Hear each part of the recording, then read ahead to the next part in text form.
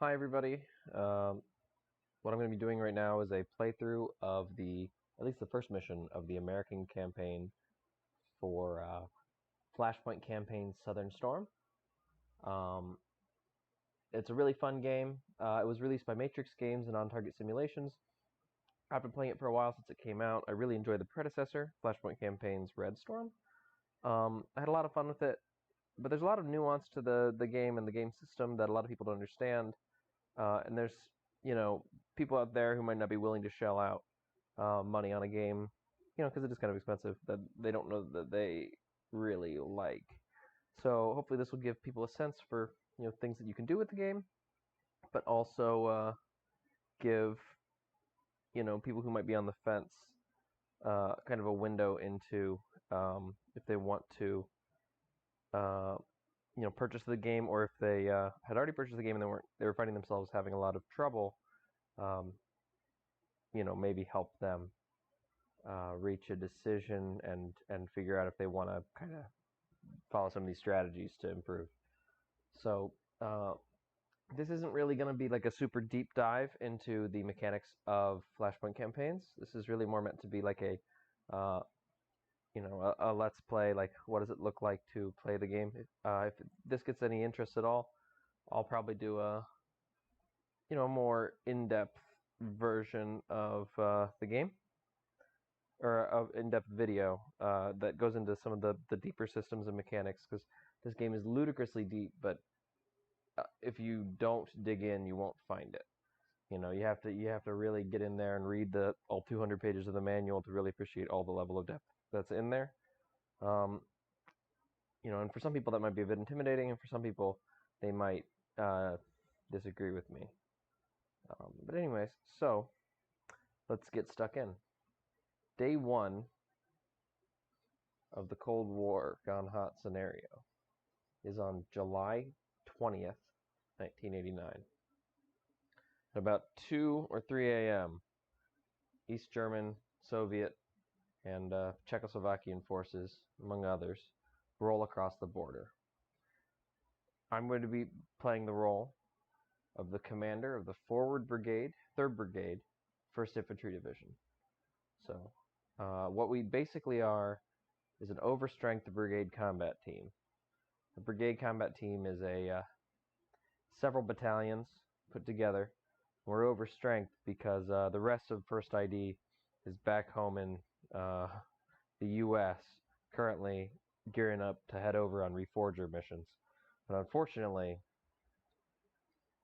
they're still a long way off. There's a lot of bad shit happening right now. So going into it, the U.S. 1st Infantry Division Forward had crawled out of their barracks largely intact despite the Day 1 chemical strikes. Caught out of their battle positions and amidst the general chaos of war, from fleeing refugees to airstrikes and Spetsnaz missions cutting communications, the 1st Infantry Division was forced to bide their time and ascertain the situation themselves. The past day's events had been a blur. Just a few short days before, all seemed right with the world. The Cold War had seemed to be coming to a close, with the Soviets apparently leaving Germany. Then, all hell broke loose. It was the worst-case scenario. A completely unexpected bolt from the blue attack with Soviet units that were supposed to be withdrawing east. They were instead rushing over the inner-German border to the west. Within a few short days, communication with the border regions had been quickly lost, and with most U.S. forces still overseas, the situation was looking grimmer by the day. The only news from the front was coming in the form of columns of refugees, and as the days went by, the civilian cars and refugees were being supplanted by Russian tanks and infantry. The 1st Infantry Division had made brief contact with the Soviet 15th Guards Tank Division and had blunted their initial advance, only managing to redirect them onto the West German 30th Panzer Brigade, or Panzer Grenadier Brigade. Worse, there had not been much room for respite before the artillery, chemical attacks, and probing had flared up again. More Soviets were on the way, and the 1st Infantry Division's headquarters had learned with horror that the 15th Guard Tanks Division was merely the vanguard of an army's worth of divisions seeking to cross the Neckar. The only thing between the Soviets and that, in addition to the critical rear areas around Stuttgart, was the Big Red One. You'll take command of the Forward Brigade, the 3rd Brigade, of the American 1st Infantry Division, and conduct a plan to neutralize or at least stall oncoming Soviet forces before they can exploit their earlier successes. Use the terrain to stall, corral, ambush, and degrade the Soviet 48th Motor Rifle Division as they try to crush you with their numerical advantage. The integrity of the entire front rests upon your shoulders. Alright, so we are a brigade, a reinforced brigade. We're going up against at least a division. Spoilers, it's more than a division. So, scenario 1, they call this one Fog of War. In between us and the inter-German border was supposed to be 1st Armored Division. They put up a good fight, but the S1 hasn't been able, the S2 hasn't been able to give us much intel on their, status in at least a day. With all contact lost, the 1st Infantry Division had to assume that the 1st Armored Division was out of action. The American resistance, taken by surprise and with little in the way of reinforcements, was largely collapsing. German territorials couldn't offer up much resistance against the Soviet echelons. These largely Ukrainian movements were marauding in small groups of fast armored vehicles and frequently departed from highways to spread out over the Landstrasse. Instead, bypassing strong points where they could. With the enemy fast advancing and information getting more and more scarce, the situation was becoming desperate fast. 1st Infantry Division Forward was the only unit in the area with any real staying power, and still reeling from the earlier chemical strikes on their bases, weren't able to reorganize quickly enough to deploy in force to their planned battle positions. What could get out ended up largely separated from the main body, and the brigade-sized force had been terribly strung out. Charlie Troop of the 1st Squadron 4th Cavalry had been sent ahead to Westhausen to ascertain the size and direction of the oncoming Soviet forces, who had taken a recent turn to the south, with the obvious intent of using the valley to get their tanks within spitting distance of Sentag's rear assets in Stuttgart. Expecting to encounter divisional recon forces, the mission was a simple one: deny the enemy information and buy whatever time they could for the brigade to get itself together. The local terrain consisted of well-spaced hills and valleys, which were ideal for conducting ambushes, whereas more open terrain dominated the eastern approach to the A7. The latter would prove useful to one surviving American asset that had repeatedly proven deadly and survivable in the war thus far: combat aviation in the form of attack helicopter squadrons. Their pilots itching for revenge and munitions recently topped off, they were very excited to do some damage and clear the ever-present fog of war. Alright. So, we're going to take a look at what we have that we're supposed to do and what the enemy's going to try and do to stop us. So the situation, I'm apparently Colonel Nichols, which, you don't want me as a colonel. Ugh. Situation. Mixed reports from civilians, aerial recon, and intercepted transmissions indicate that Soviet recon elements are peeling off the B-25 and scouting west in a broad sweep of the area, encountering minimal resistance. We're still working on which unit is coming at us, but it seems to be a motor rifle division of undetermined strength. 2nd ACR's remaining helicopters have been shadowing them as they fell back towards our lines, identifying a divisional recon battalion closely followed by a motor rifle battalion operating unusually well forward of their regimental main body. Said motor rifle battalion has been reinforced by some higher echelon assets, which likely includes artillery and surface-to-air missiles. The recon battalion is spread out and making a broad approach, whereas the motor rifle battalion seems to be remaining concentrated at this time. Our mission is to conduct reconnaissance and engage the approaching Soviets. The enemy is likely looking for good roads to use and will be seeking to gain information or secure major road junctions, disrupt their actions, and most importantly, deny them the A7 to B29 junction west of Westhausen. General instructions. We currently don't have the means to go toe-to-toe with the motor rifle battalion. Or that actually might be brigade, motor rifle brigade. Yeah, they do operate in brigades like that. Observe approach routes and destroy all enemy reconnaissance units while preserving your own Bradleys. Make an attempt to control the field to maximize observation and harassment of the enemy force. Q troops helicopters will arrive shortly to support you. High priority targets for them will be tanks and artillery. Task organization. Our force consists of Charlie Troop, 1st of the 4th Cavalry Regiment, including 12 Bradley A1s. Those are cavalry fighting vehicles, essentially scout vehicles with tows and Bushmasters. 9 M1A1 tanks, baddest tank on the battlefield. And 3 M106A2 mortar carriers for the Chucks to ride around in. Support. Quebec troop of the 2nd ACR's 4th Cavalry Squadron will stop in the area to support you. Forward area refueling point Alpha has been established near Schreitzheim, and will allow them to rearm and refuel. Estimated ETA is 1 hour from now. In addition, Alpha Battery of the 18th Field Artillery Regiment has agreed to lend support from their M110s, but they need time to reposition and rearm. ETA, 230. These aren't the M110s that we might be familiar with today, boys. These are 8-inch howitzers, 203mm artillery pieces. Fucking heavy-ass boys. Reserves? None. Time schedule. Each hour is 1,800 hours, and you have 4 hours to hold back and probe the Soviet advance. After 4 hours, we are expected to exfiltrate from the area. Special instructions. Electronic intelligence suggests a forward SA-8 battery in this area. Yikes.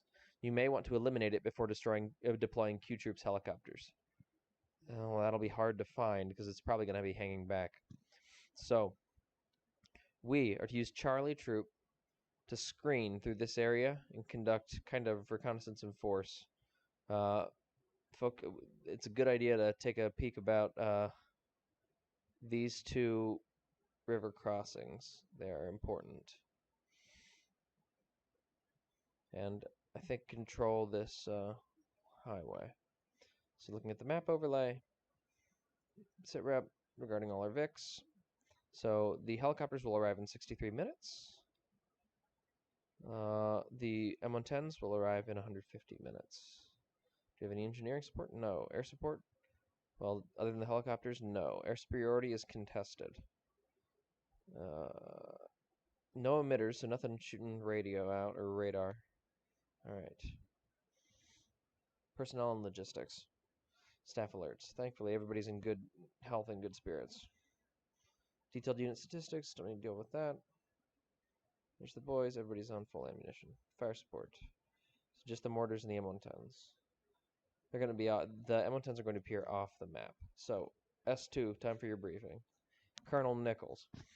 The oncoming unit's equipment is markedly different from the group of Soviet forces Germany Vanguard. They seem to be operating T-72s and older BMP-1s. Their recon likely has a direct line to local artillery.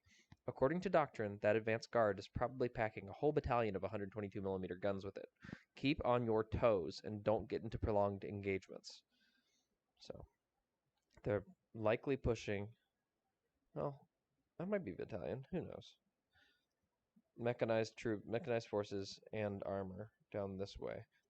Probably trying to seize these bridges and these kind of lines of communication and control. So we don't have any info on the enemy yet. We already saw all that, and we don't know if they have any off-map assets. Anybody who wants to get good at this game, understand that intel page, really understanding it is beyond crucial to enjoying the game. Well, not necessarily to enjoying it, but to being successful. Alright, so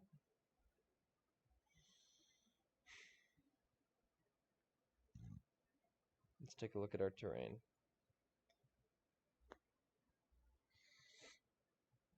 Charlie Troop headquarters is going to go in there.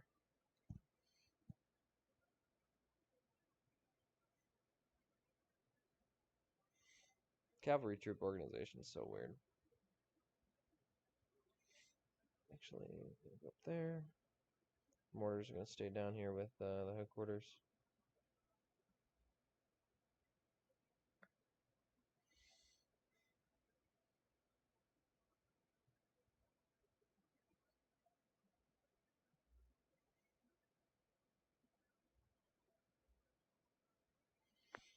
Alright, so I'm going to make sure that their SOP is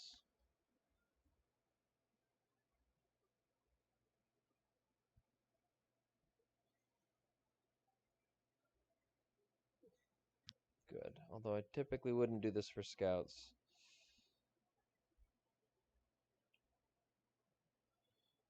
Sorry, guys. Alright. I need y'all to fucking nut up.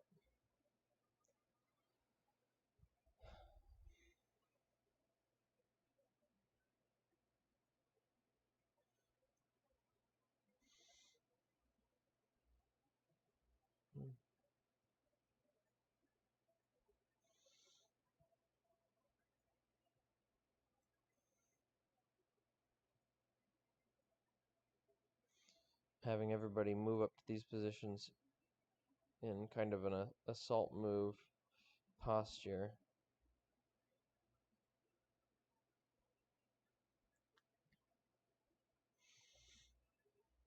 Knowing that it is a little bit slower, but hopefully it will allow them to get the drop on any Soviet units that decide they want to try and push into these areas too.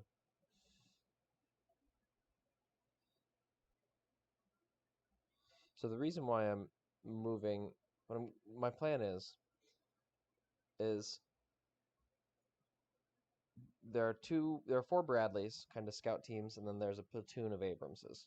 I'm going to have them watch over Loschheim and this control point area, because these kind of tall hills will give the Abramses the ability to just utterly dominate this whole, these whole avenues of approaches. The Abrams can shoot down this road and down this valley, and anything that fucking rolls around this hill gets blabbed. And then the Brads over here can use their toes to their heart's content. Then I'm going to have the Brads try to occupy there and hold it. These Abramses are rolling up to this hill because they can see down this way, and they can also see over here. They can kind of control this whole area while these Brads can do that.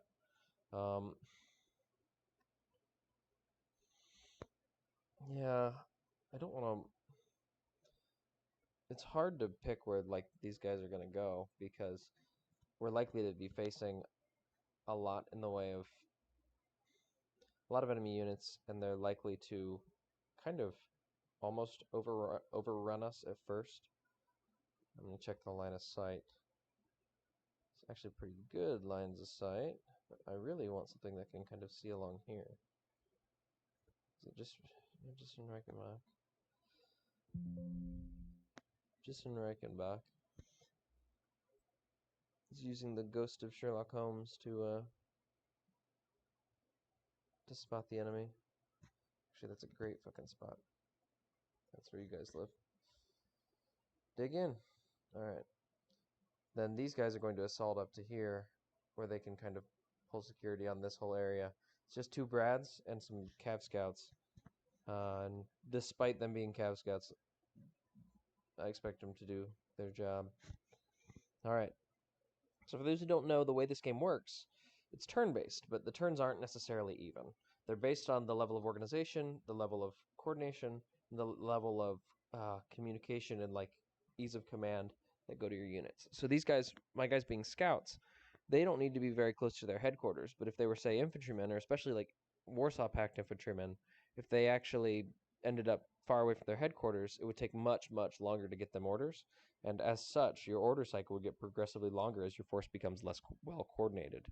So you can see that's why our orders come every 21 minutes, and the Soviet orders come every 24 minutes. You're going to see that number change as the battle goes on. These are chemical strikes on these areas, which if you travel through them, it will contaminate your vehicles, and you have to spend time. You'll take losses, and you'll have to spend time decontaminating. And if they try to fight while they're contaminated because they're in mop gear, or they're just flipping out from being exposed to VX or whatever, they are going to be in a bad way. They're going to be hilariously ineffective. All right, so I think we're ready to go.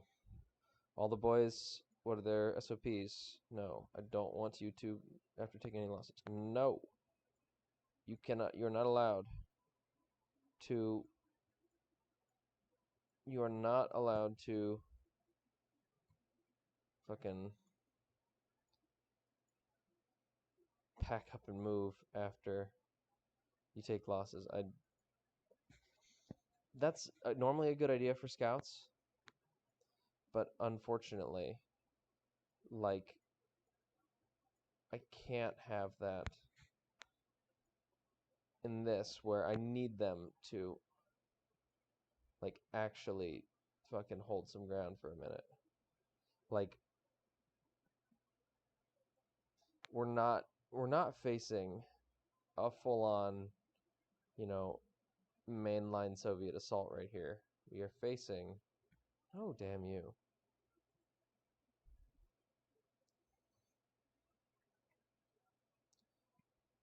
You're facing Soviet recon troops. And as such, our guys can go toe-to-toe with them. Especially in a defensive position, if they get some time to dig in, or kind of select and improve their fighting positions at least slightly, then no, these Brads can fucking put up a good wallop, and especially the guys that are being overwatched by Abramses. Like, they don't need to pull out of their position if one of the Brads gets hit. They got fucking AT-4s and shit. They can fight it out for a little bit. It's their job to delay. If they're moving every time a mortar like fucking wounds somebody, unfortunately, we're not gonna be able to do shit, and they're just gonna push right through us. All right.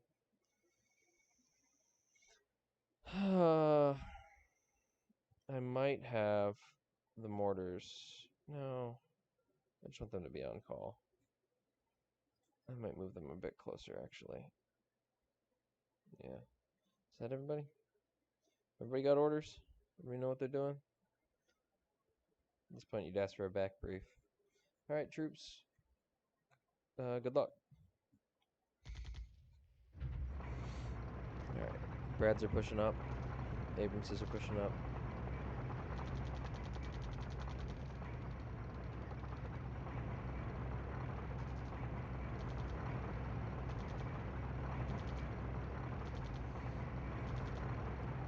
The scouts are getting out of their Brads 500 meters before the objective. When they infiltrated into their objective on foot. Already spotted some enemies, some Soviet recon vehicles, and they are being ripped up by the Abramses. Good.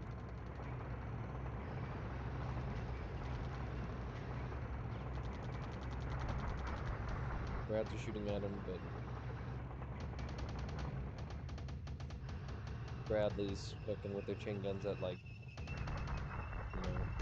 2,000 meters isn't the most effective thing.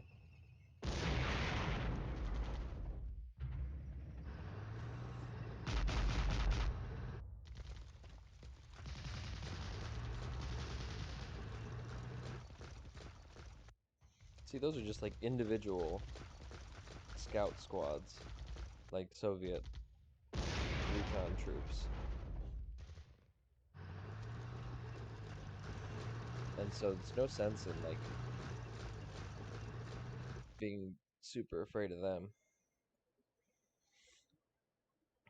Although we don't want them to be infiltrating far behind us, because then they can call in artillery, but at the same time, nah, fuck them.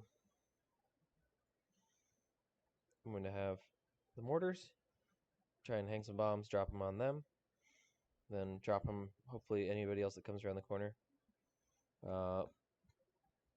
Yeah, that's all we can do. We see some enemy vehicles moving this way. They've been classified as reconnaissance units. They're what? 1, 2, 3, 4, 5, 6, 7, 8, 9, 10, 11, 11, 12. They're about 6 kilometers between these two units. So these Brads can't engage them with their toes. It's about 6:20 in the afternoon or in the evening. So while the Brads can spot them, they can't really exactly figure out which vehicles they are. They can identify them by type. And these are also reconnaissance. Yeah, so let's go. So you'll notice, because our units are a little bit more spread out, the command cycle time does go up slightly to 22 minutes from 21, which can be expected. Ooh, the enemy stumbles into the fucking chem area. Brilliant. They're BRM-1Ks, they're recon vehicles. They're probably NBC safe, but I wouldn't want to be in there. They have radars on them, though, which mean they are very good at spotting my tanks even in cover. And there comes some enemy tanks rolling around the corner. They are T-62 MVs. Vulnerable to fucking toes and Abrams is just the same. They're essentially what the Russians are trying to make use of modernized in Ukraine right now.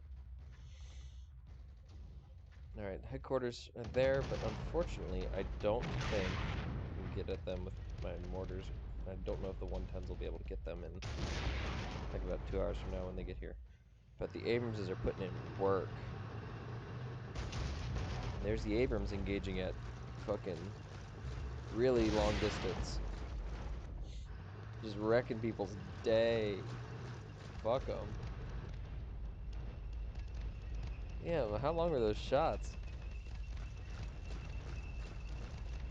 I'm pretty sure each hex is supposed to be 500 meters, but I could be incorrect. It might just be 100 meters, but I remember calling that. I remember reading that it was 500 meters. That had to be like at least a 5-kilometer shot, which the Abrams is capable of making. I think. I'm not a tanker.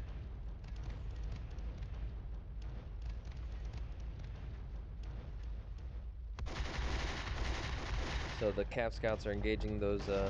Oh, they're stumbling. Oh, their headquarters stumbled into the fucking chemical zone. Fucking dipshits. Normally, the enemy AI is intelligent, but like everybody, they make mistakes. Here I am about to talk up the fucking AI in this game. I have it turned up to veteran mode, which is like, you know, one of the higher intelligence, the higher difficulty levels. I am nervous about bad guys flanking through the hill over here. It says recon and more recon, but that's a lot of what we're going to be facing.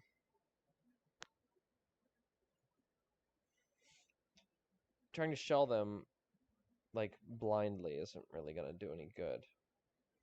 I might have the Abramses do a quick top up. It will take them 4 minutes to move over some rounds back into the ready rack.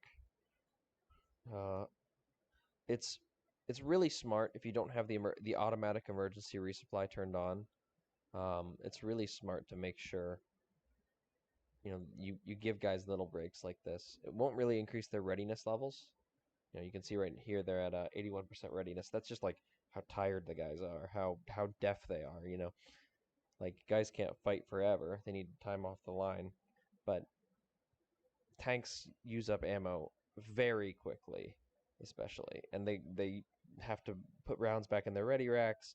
They have to get resupplied. They might pull back 100 yards from the line, and then the fucking first sergeant drives up and hands them shells. It could be any number of things.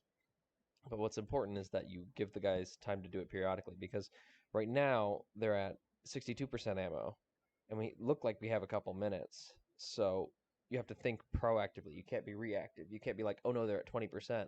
Now it'll take them 20 minutes to fully rearm. The odds of you having multiple little 5-minute windows is a lot higher than having 20-minute windows or an hour window or whatever. So that's just something to consider. Next round, let's go.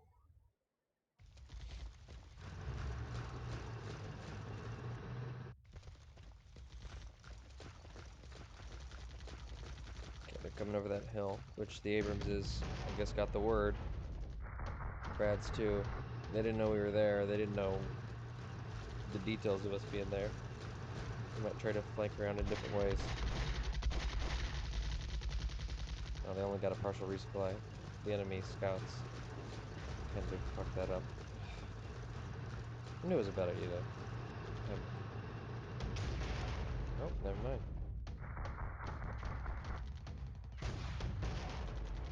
Good. The more BRM-1s are dead, the better. And here are the fucking birds.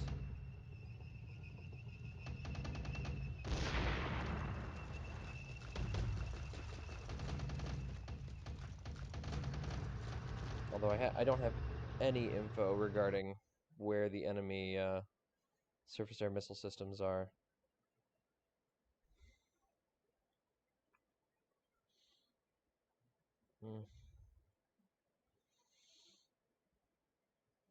I'm gonna have these guys get down there and hold. I don't want them to... No, fuck off. No. Go like that. Jeez. It's like you guys never walked downhill before.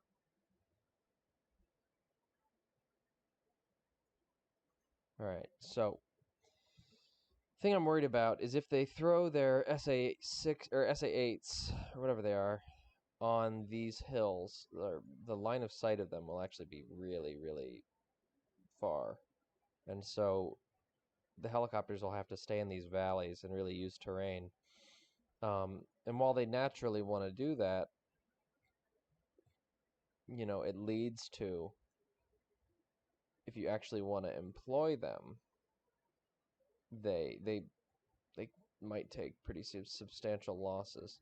And Warsaw Pact troops tend to have a lot of like organic uh, anti-aircraft fire support, so things like Shilkas and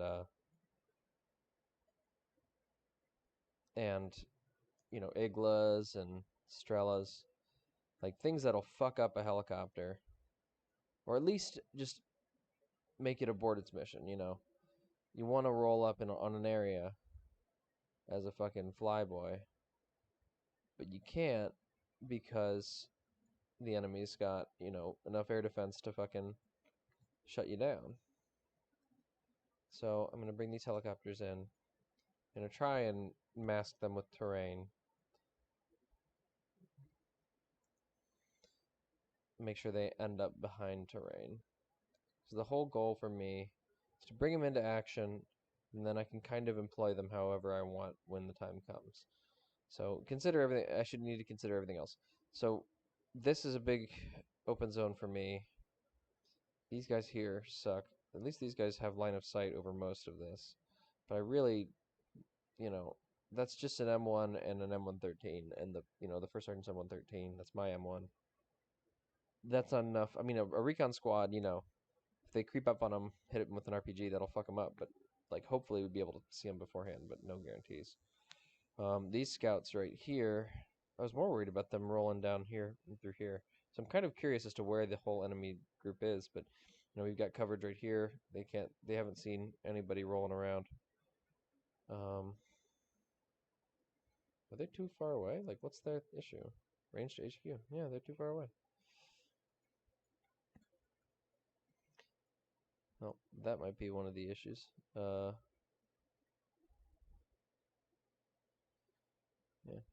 Oh well. I'm probably gonna have them all pull back if, depending on, success. I'm not gonna punish success, but I definitely want them to be within their command radius. Here come the birds. They don't care about contaminated ground. Fuck those guys. Fuck those BRMs. I don't like those. They got the ability to fucking spot my shit in cover. Like those ground scanning radars are really, really underrated. Oh, here come the artillery. Alright, I'm gonna pull those tanks back. Those ground scanning radars are really underrated when it comes to things like artillery spotting. Yep, so there's the artillery all the way back there.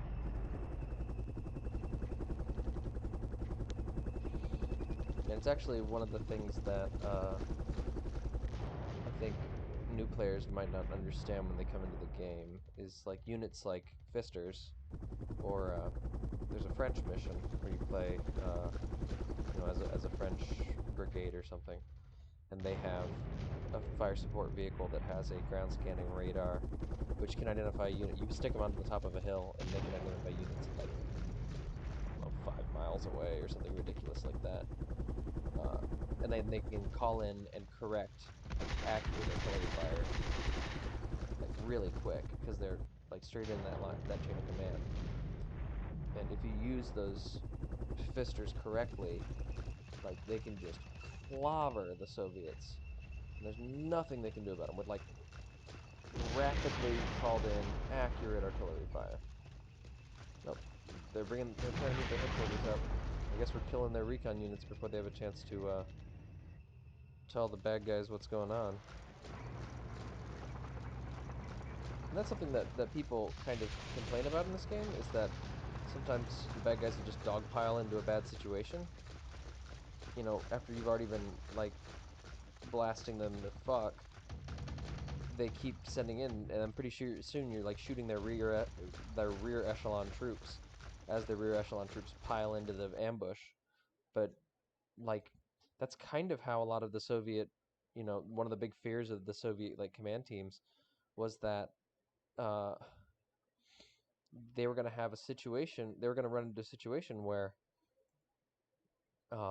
the timetables got off, and then the rear echelon units, if the forward echelon units didn't keep to the timetables, the rear echelon units were just going to be stuck, like piling in after the forwards, because they're the way their supply situation is designed is based around a nuclear battlefield that's going to be extremely, extremely complicated, and so they push supplies down from the top, and they push the like support units down from the top. So what you'll end up with is like, at this time, the combat units are expected to have broken through the enemy defensive line, and they will be followed by the support units, all according to these metrics and these I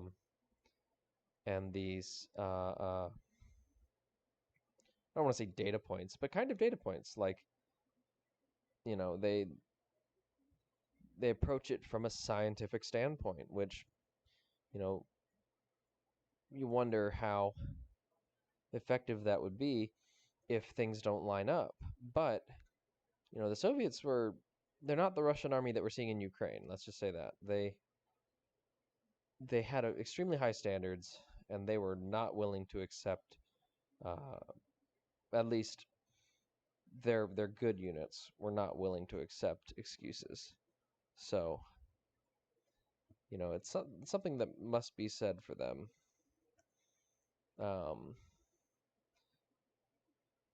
Like we need to give them the respect that was due. Of course, the NATO troops back in the Cold War time, they're badasses as well. So right now my Kilos are trying to dunk on these, the Cobras are trying to dunk on these scout troops. I don't want them to be just rolling around my fucking back areas. Soviet artillery is, I think, trying to snipe my fucking helicopters. Good luck, guys.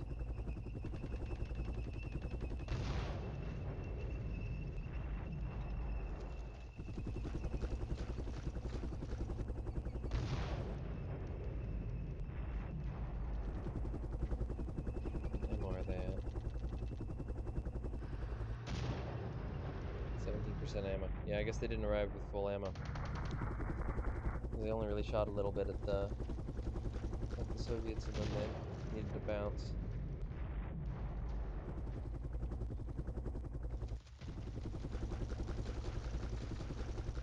So it really looks like in the past couple days, yeah, here are Soviet engineering units, and like combat engineers or assault engineers. Enemy headquarters. I don't know if when the M110s arrive they'll be able to hit that, unfortunately. I'd like to. Bad guys are talking too much in their radios. They should be punished for it. Fuck those guys.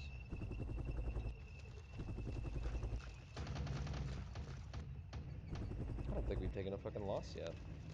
Which is kind of wild if you think about it.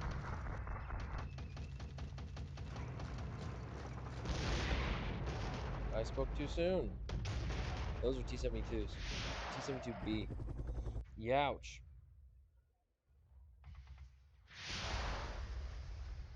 Well, we got him with a tow. I want to preserve those Abramses.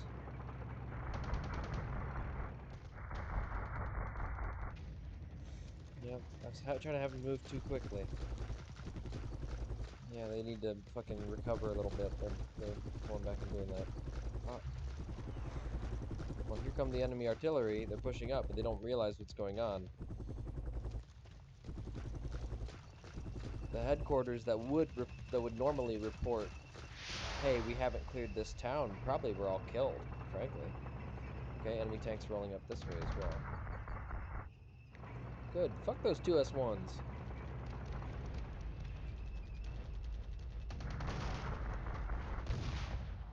Shit. Well, Cav Scouts don't like Cav Scouts aren't made to take 122mm shells, unfortunately. Well, not in that way. Hey, Cav jokes.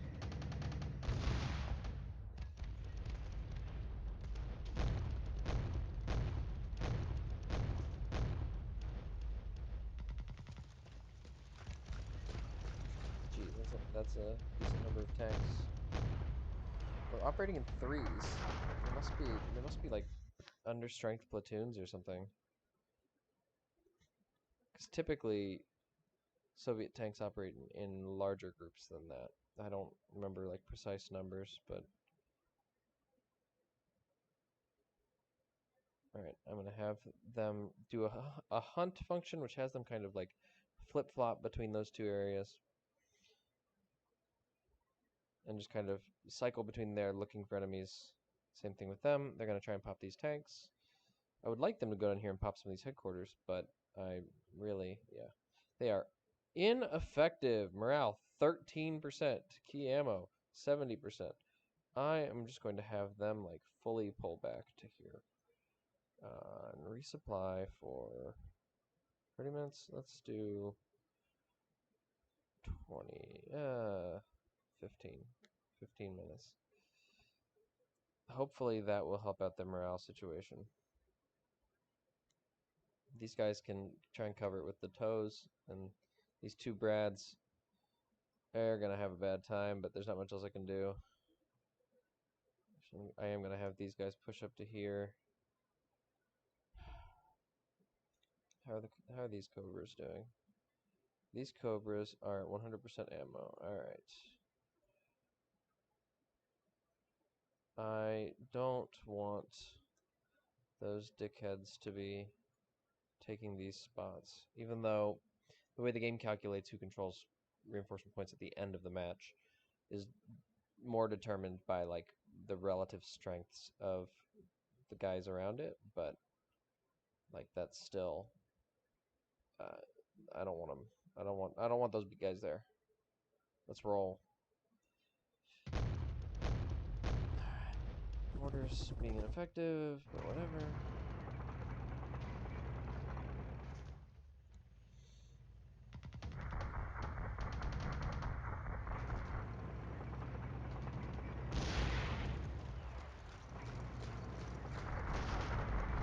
Fuck those 2S1s, man.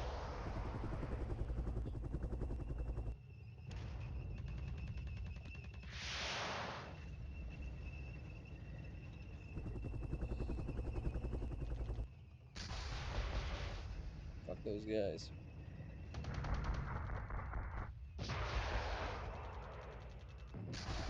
These are T-72Bs.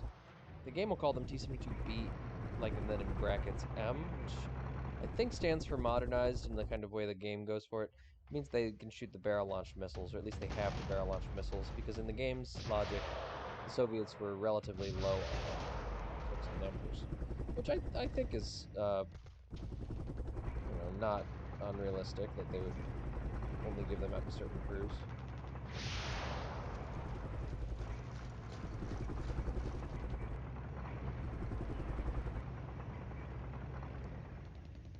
Kiowa's proving quite handy at spotting. Unfortunately, I don't really have much along those axes to be able to do anything about those tanks moving along that way, other than the helicopters, which is really what attack helicopters are for, but yikes. I'm nervous about them pushing up anti-air assets.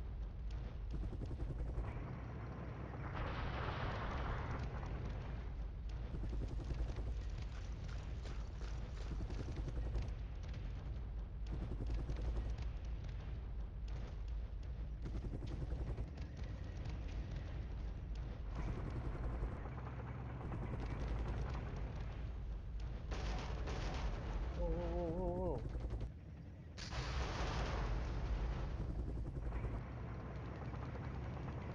Okay, I hope that these enemies getting killed. I couldn't see what it was. Good, fuck those guys.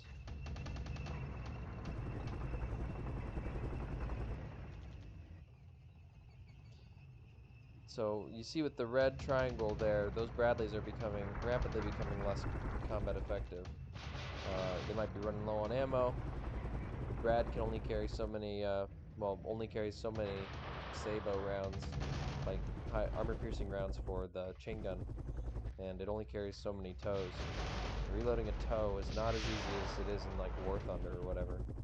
You know, you have to rotate the turret to a certain angle, then, you know, lift up the top of the crew compartment, and fucking manhandle that bitch. Tows are heavy. It takes a bit. I'm sure these guys practiced it like crazy, like insane people, because that's how this era of the army kind of was to a certain extent. You know, as much as I might make fun of Cav Scouts for being Cav Scouts, like, I'm sure they were extremely effective at their job. This is back in the day before drones, where Cav Scouts actually had a job.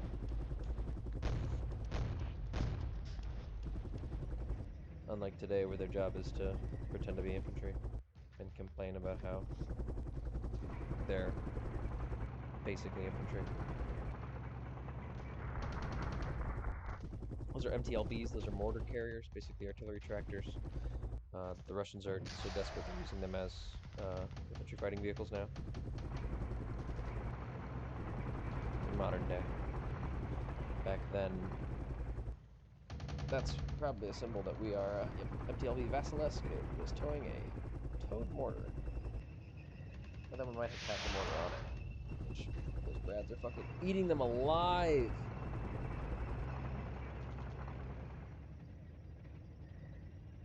That is a decent number of fucking guys planning on rolling down that road. When am I going to get the fucking M110s? In 10 minutes, okay. I need them. I need them. So, something that I really like is the game will show where destroyed enemy units are based on these markers. You know, you can see coming around that bend really fucked them up. Morale's going up slightly on the remaining Abrams, but fuck, man, that sucks. Most of those Abramses, actually, we can see how many of those Abramses are catastrophic kills versus mission kills versus. So 3 tanks have fallen out. So what fallen out means is that they have suffered, you know, they've suffered casualties. You know, subunit status is fallen out. They're not necessarily destroyed forever. They're not blown to piss. They're not, you know, exploded, because Abramses don't tend to explode like that, like you see in Ukraine videos of T-72s and T-64s. However, you know, guys inside might be hurt. The vehicle might be detracked and immobile. Guys might have bailed out because it caught on fire.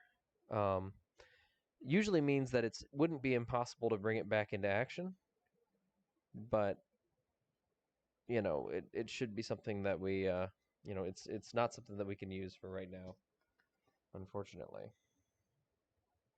So I'm going to push those Cobras up. Let's see, those guys are still resupplying. What about these Cobras? I need them to help out over here.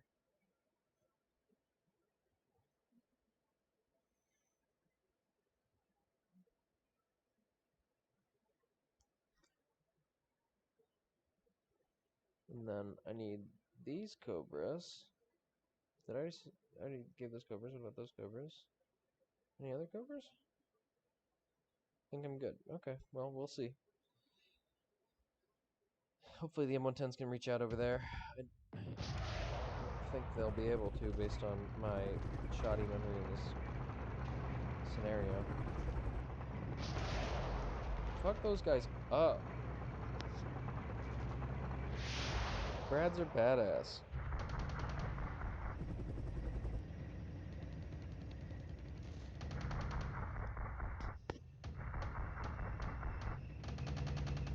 That's the Cobra engaging those scouts.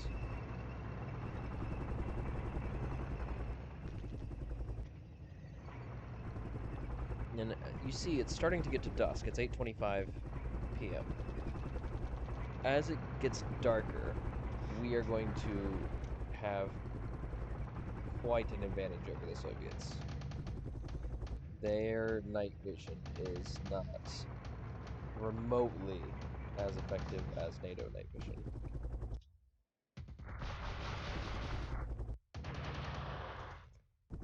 to a ridiculous degree.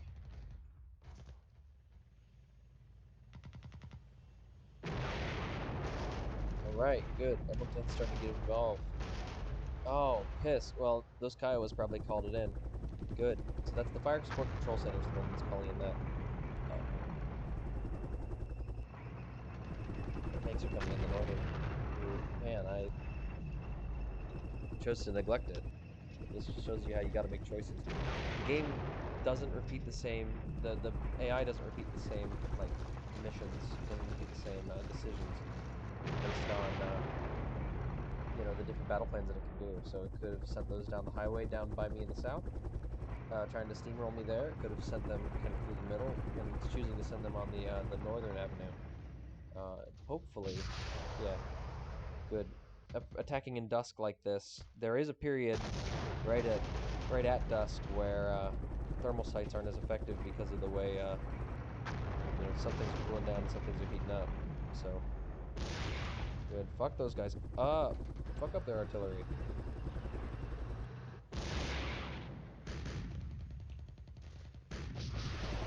And the Soviet sights aren't great either way, but you'd be an idiot if you underestimated the effectiveness of Soviet tanks, especially in this era.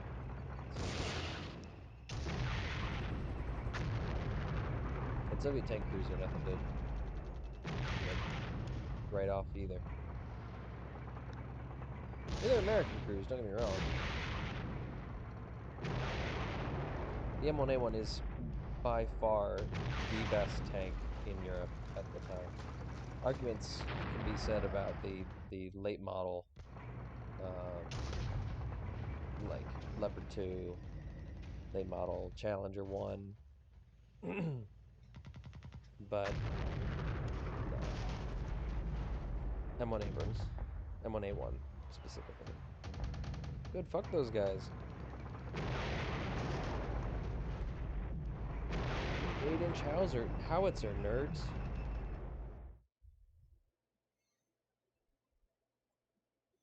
Alright, here's an example of what I was talking about. These Abramses need to rearm. They're only at 18% ammo. I neglected them. Fuck. Don't do that. Bad advice. They should have been resupplying that whole time.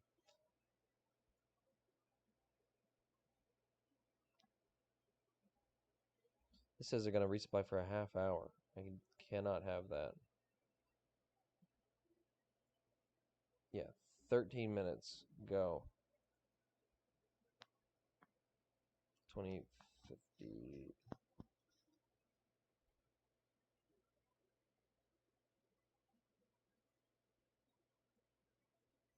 Alright, and then they'll go hunt. They'll go back and hunt, which, nope, don't want them to go there.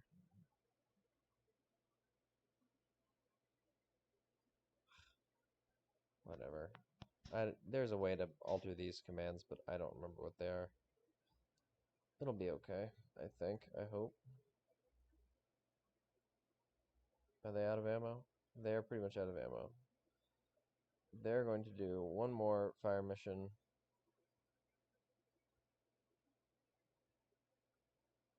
I don't remember where the enemy headquarters was. They've probably moved since. Yeah.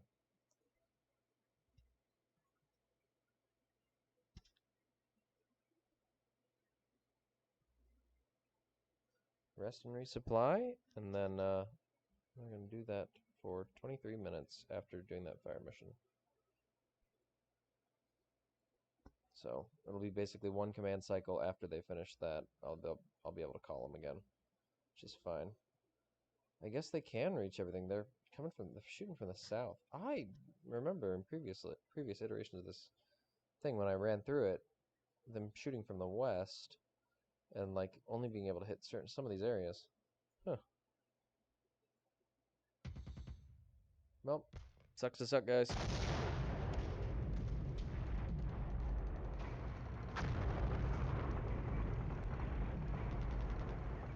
Yep, now they're out of ammo.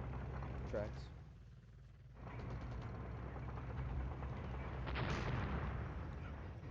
Probably not going to be able to get much resupply in while they're under fire.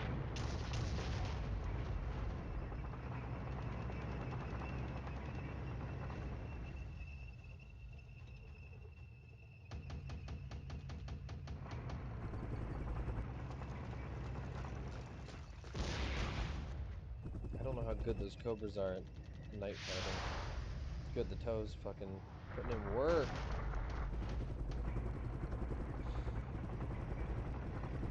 As the battlefields of Ukraine are proving right now, the most important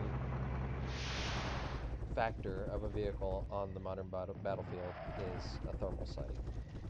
And it's what these Bradleys and Abramses are able to take advantage of.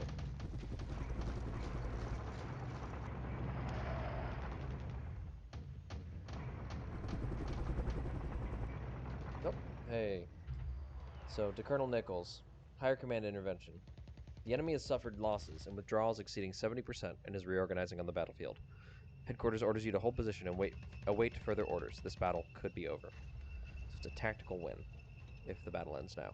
The expected distribution of victory point locations is as follows. We will maintain control of this one, probably in the town. Yeah, it is. Then NATO retains control of the other one. Objective is contested, which is the one in the town in the south where my tanks are hanging out. NATO retains control of the other one, which is over here. No? I don't even know where that one is. This one? Oh, I thought... okay. This one is contested. Okay. We retain control of that. Good. And then, yeah, they've got that. That's fair. I could continue fighting. Try to clobber more enemies. But I could take further losses myself. This also gives me another hour of R&R. Because if the enemy is starting to withdraw, they're not going to contest my withdrawal. And remember, our role as Charlie Troop is just to conduct, armed reconnaissance, scouting, and kind of blunt the enemy offensive. With the enemy unit taking over 70% casualties, I think we've blunted their offensive. I think we've kind of achieved everything that our hire has asked us to do before the time hack. And I'm going to exercise my command authority to order everybody to pull back. We've taken minimal losses. Unfortunately, those 2 units of Cav Scouts are out of the fight, and then those 3 Abramses, hopefully we'll be able to extract them. The fact that the enemy's kind of consolidating and reorganizing, we're probably going to be able to extract and recover those Abramses, which will be very valuable in the next fight. At this point, while we do have pretty deep reserves of equipment, manpower is a lot harder to replace, which sucks to deal with those Cav Scouts, but I got to preserve my forces because this is just the first fight for 3rd Brigade, 1st Infantry Division. So I'm gonna end the battle now. Although, if it wasn't this close to essentially a significant victory, if it was just, if the Soviets had more control of these victory points, I might have tried to push back and take some of them in order to deny them those river crossings, which would speed up their consolidation. But I don't need to waste any of my guys' lives. I don't have to. So, end battle now. It's going to take us to the post-battle screen. To Colonel Nichols, commanding 1st Infantry Division, this should say forward. The enemy has suffered losses and withdrawals exceeding 70%, reorganizing the battlefield. You and your forces secured a tactical win. Command congratulates you and rates your performance as competent and professional. I'll take it. Due to the fact that your forces inflicted catastrophic losses, or sudden death, on the enemy, your outcome is rated 1 level higher than as it would have been, and the enemy's 1 less based on points. We finished with 83% by victory point value, so 91% by number, of its subunits combat ready. It claimed 34 recce units, so 34 reconnaissance units, 25 tanks, 6 armored personnel carriers, 4 headquarters units, 1 engineer, 2 air defense units, 20 self-propelled artillery, and 6 utility enemy subunits.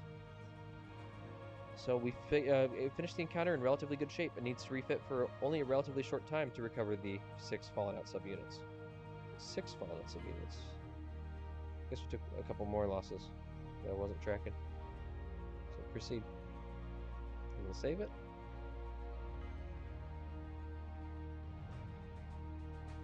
So let's take a look at the boys. So Final report. Picture spill. You can take a look at all this. So we lost 2 Cav Scouts, we lost 3 tanks, 2 Brads, I guess, somewhere. We really smacked these guys hard. So 48th Motor Rifle Division by platform. And this is just the kind of first units that we encountered. So they started with 18 2S1s, and they're left with 4 at the end. So they're going to be weak. They're going to be low on organic artillery for a little bit, which I'm fine with. BRDM2s, their recon units got roughed up. Oof, we killed all their BRM1s. That sucks. Let me go cry about it later. I hate those things. You fucking put a tank in the woods for 4 hours, like let it dig itself in, let it improve its position for 4 hours. You fucking presumably send engineers to fucking dig it in. And then a BRM-1 rolls up on the hill like 2 miles away, uses its radar, spots it, and then you're just getting shelled, clobbered with artillery. Nah, fuck those guys.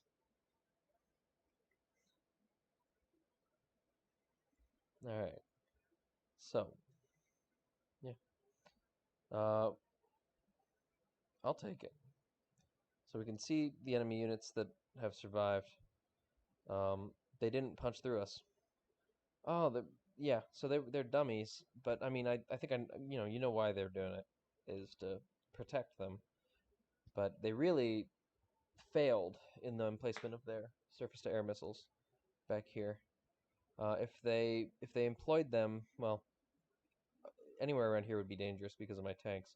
But if they employed them on this hilltop, they probably would have gotten possibilities to pop off missiles at some of my aviation assets kind of over these hills. So BMP-1TM. I'm kind of curious as to what this is. So sensors, IR driving system, IR weapon light, up gun sight. So 1979 kind of modernized. Yeah, it's got a concourse, or however you pronounce it. So it's got slightly better missiles, but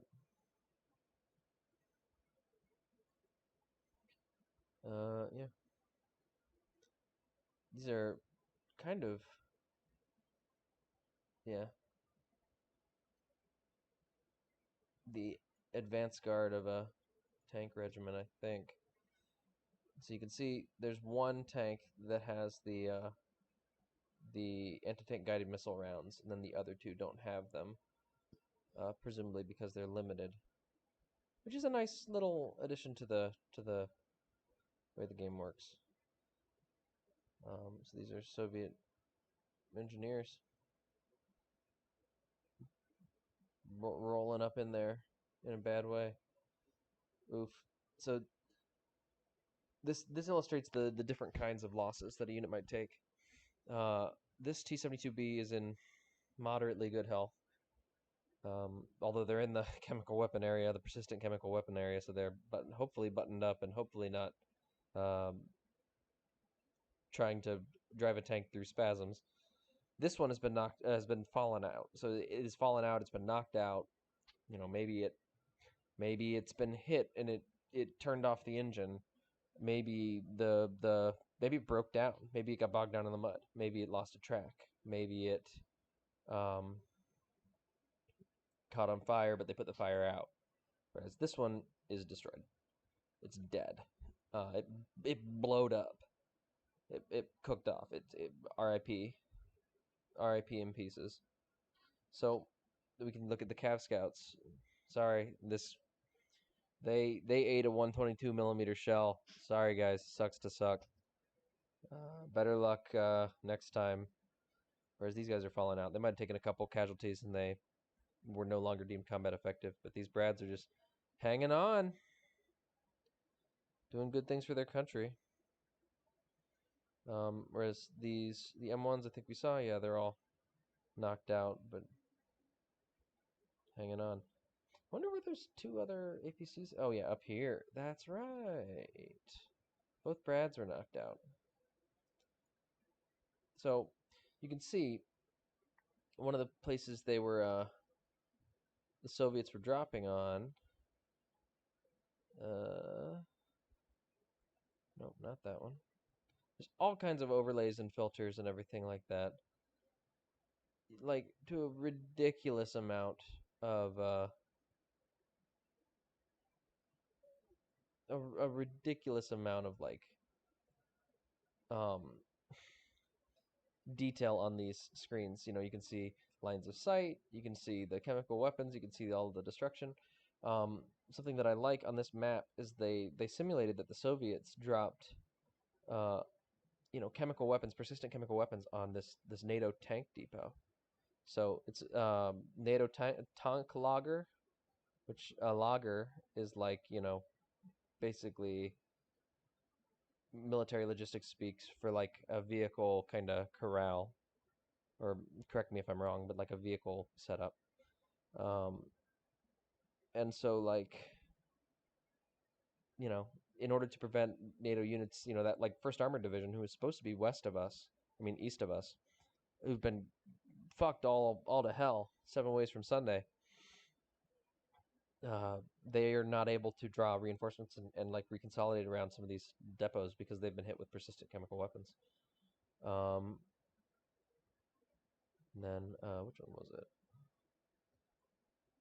So they also dropped it on some of these towns. Presumably some of these are misses. Some of them are going to be shot down by. Some of these are going to be shot down by like, surface air missiles, Patriots, and things like that. Core Depot 253. This depot got fucked up. NATO got taken by surprise. In reality, we're not really sure. We're pretty sure that Soviet readiness wasn't able to launch a bolt from the blue attack like this in 1989, but this was literally, pardon me, this was NATO's worst case scenario, and it was something they were legitimately afraid of.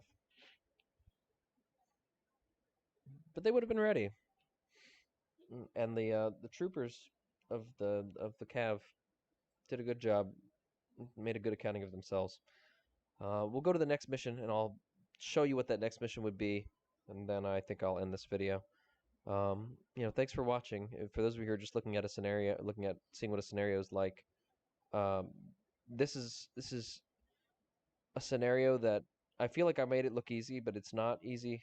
It took me several tries when I was just getting used to the game to make it work correctly.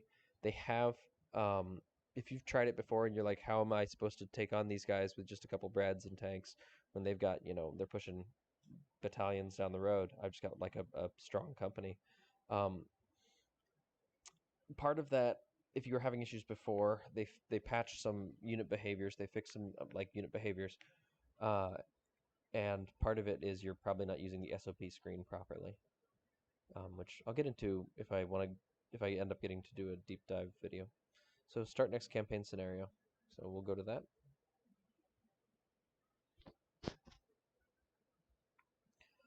So Charlie Troop, 1st of the 4th Cav, has pulled back. This one is called Tall Order. If desired, the side played by computer may use a battle plan. Choose a random selection for the computer to use a random battle plan or pick a specific battle plan. So it doesn't tell you what any of them are, but I'm going to do random. I've played this mission a number of times. It's hard, yo. Alright, so Colonel Nichols, the campaign's transitioning to scenario 2 of 5 of this campaign. The time is now 04, July 24th, 1989. This is day 4. Your command finished the previous engagement at 91% of its original roster. With 3 hours of net travel and setup time to recover, your force used 3 hours to replenish and 0 hours to rest, whereas 4 hours to replenish would have been ideal. It received 3 repaired and 1 replacement subunit to recover to 99% strength. I'm cool with that. Morale's actually up a little bit, because I guess word got out the Cav had a pretty good accounting of themselves. Readiness is 99% from 97, and starting ammunitions at 86 from 84%. So we're actually in real good shape going into this fight. Most of the brigade's going to be here. That fallen out, 1 Cav, 1 Cav Scout, 1 M1, 1 Brad. We do have a replacement pool of 12 Brads, 5 Cav Scouts, 4 Abramses, 3 mortar carriers, and 2 M577s, which are command vehicles. This is what we have right now. We're hanging out with, including the Fisters. If you're a Fister, you're a really cool guy. And while you are a Pogue, you're my favorite kind of Pogue. You're the best Pogue. let's go with the scenario briefing. It wasn't long before it became clear that the enemy was the Soviet 48th Motor Rifle Division.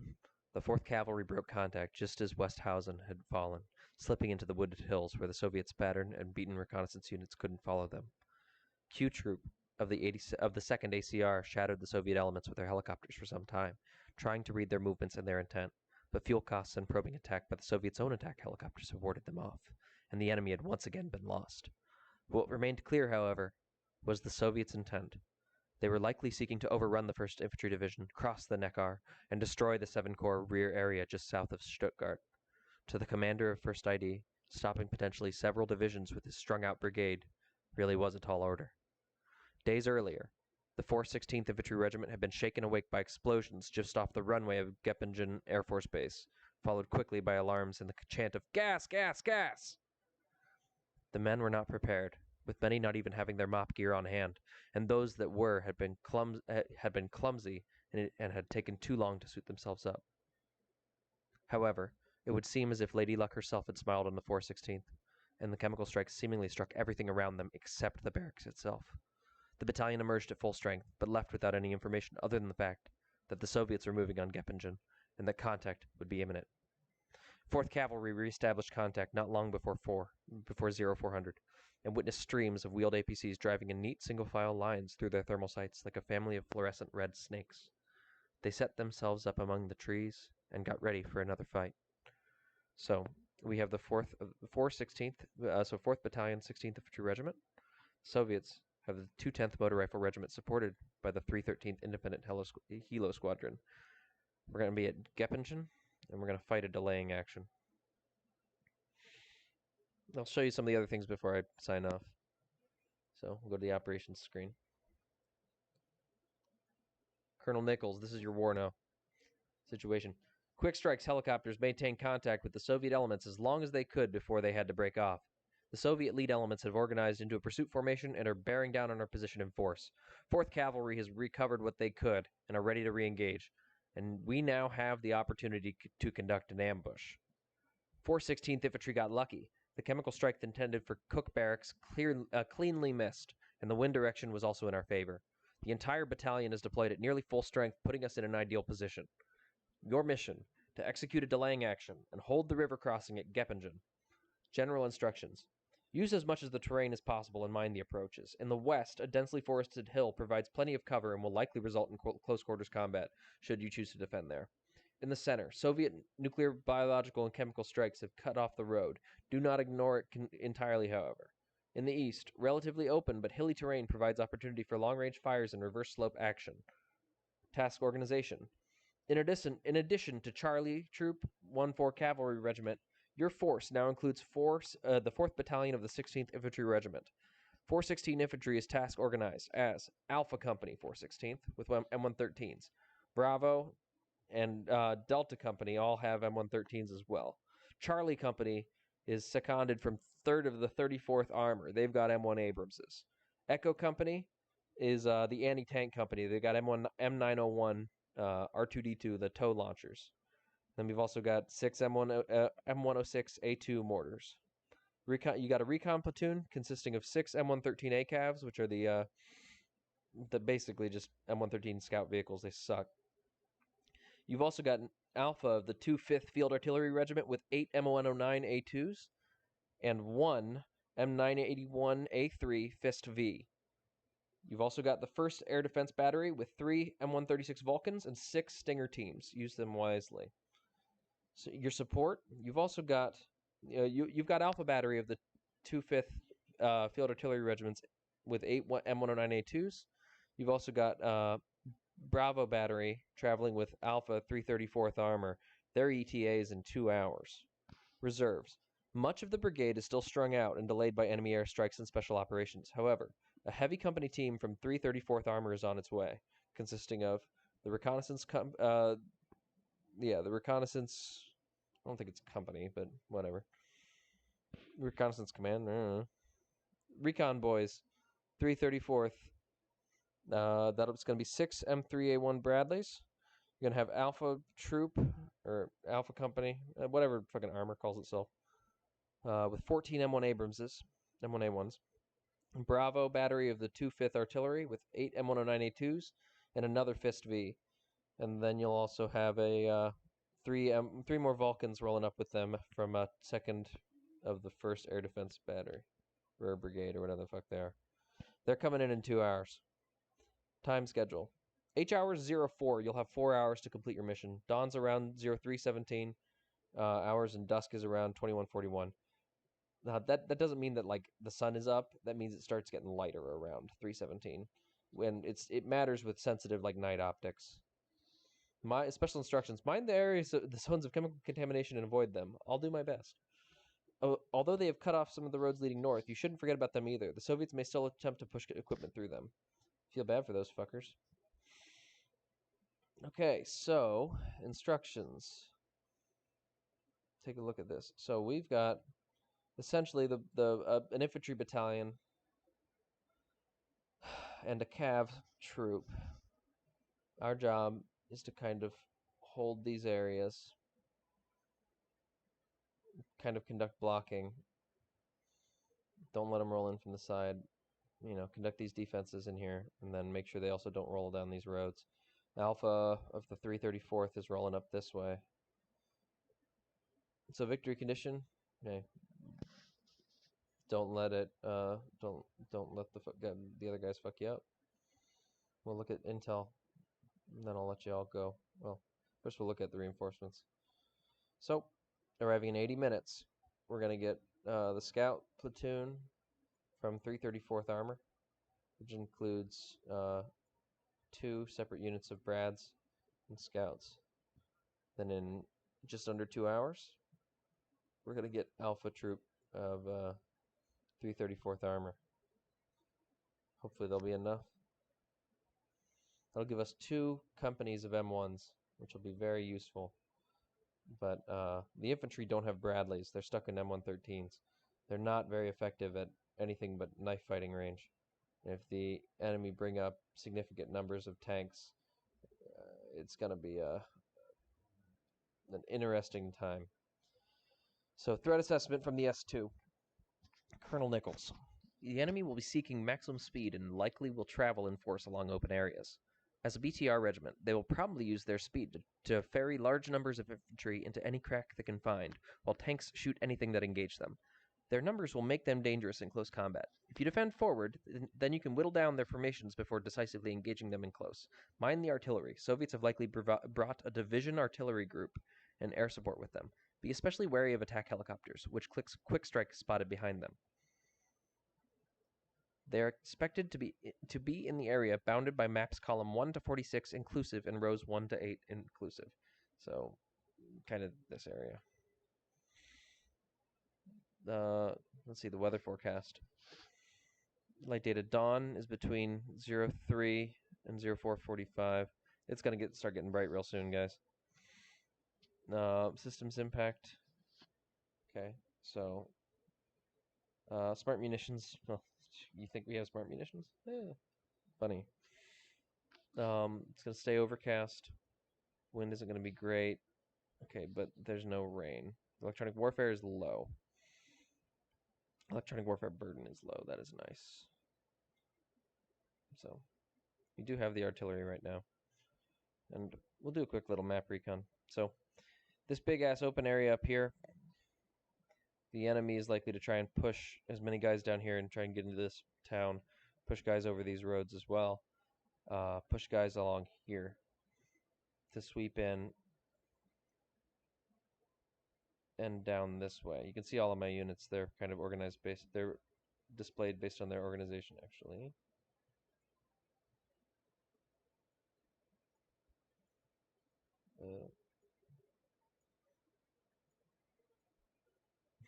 How do I get rid of the spawn zone?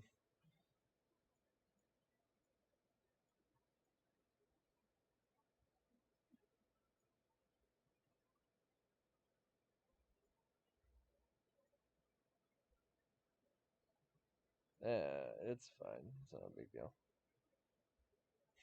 Anyways, Goppingen's here. We cannot let them take these river crossings. Like, these 4 river crossings are essential. We gotta hold them at all costs. The enemy's done a real good job of chemicaling the fuck out of these areas. This is Cook Barracks where 416 was 416, right? Yeah, where 416 was sleeping before everything hit the fan. They fucked up the airfield real good though. So we're gonna get organized. We're going to probably set up some tanks along this ridge line, overwatching here, doing everything they can. But with the enemy artillery, we got to make it so that if the tanks need to bounce, they can bounce. Probably going to set in some infantry in here, using the town and these wood lines to be able to pop any vehicles moving along these roads. And infantry in there as well, because I have a feeling that we might see the enemy try to flank up this way and come down from Schorndorf. The enemy. It's possible the enemy pushes through here, but I think it's unlikely when they have all of these little wooded roads that they can just shove as many guys down as possible. It's real hard to stop, a lot of guys coming down a road in force if you don't know exactly where they're coming. And this is kind of a huge area to spread out all your troops. If you try and spread out and be strong everywhere, you're strong nowhere, and they'll just fucking put a spearhead right through you. And then suddenly they're behind you, and there's nothing you can do. So I'm probably going to have Charlie Troop, the brave ass scout boys who were badasses earlier. Here they are. They're probably going to cover a lot of my left flank. Not a lot of it, but they're going to cover some of these roads and make life real hard on the Soviets. I'm probably going to have at least one company in this town right here. I'm going to also have another company in this town, and then maybe a company in here. So a company here, either here or here. That way I can take advantage of kind of the reverse slope, and I can put the headquarters here. They'll have short lines of interior lines of communication. The tanks will probably just be watching this area, because this road they can push a lot of guys down real quick. Yeah, and then when the and have scouts doing scout things, and then when the reinforcements come from Alpha 334. It depends on what happens, because if they want to push a whole fucking motor rifle regiment down this way, fucking scout troop can't do anything about that. Like, no matter how much they want to. So I might send them, into these hills to provide overwatch and pop any vehicles that roll down these roads, or they might have to go over here and keep them from rolling down here, or back up the boys over here. I really just have to be proactive, like a nice balance between proactive and reactive. And these two more units of scouts with their brads are going to be useful in here. Really sucks that 416 never got brads, or hadn't gotten brads at this point, because like fucking M113s just with fucking 50 cals, that ain't enough, guys. That ain't enough. They got a Mark 19 with them, which is good, and a Dragon, which it's better than nothing. But if they had toes, that would be a fucking game changer. And I know that's what the M901's for, but more toes the better. And that fucking chain gun, I'd take a M24. Is it M242, right? Right? Yeah, I'd take an M242 over a Mark 19 any day, and the thermal optics that come with it. But hey, man, can't all be so lucky. We can't all have fucking brand new kit. Fucking up to the infantryman. It always comes down to the infantryman and his rifle. More accurately, in this case, it's going to come down to these poor fucking infantrymen and their fucking entrenching tools. They got AT4s. Good. They're not at full fucking AT4age, unfortunately. sucks. Yeah. They cross-leveled all their ammo, which is good, but makes you nervous. Tanks are at mostly good ammo, though.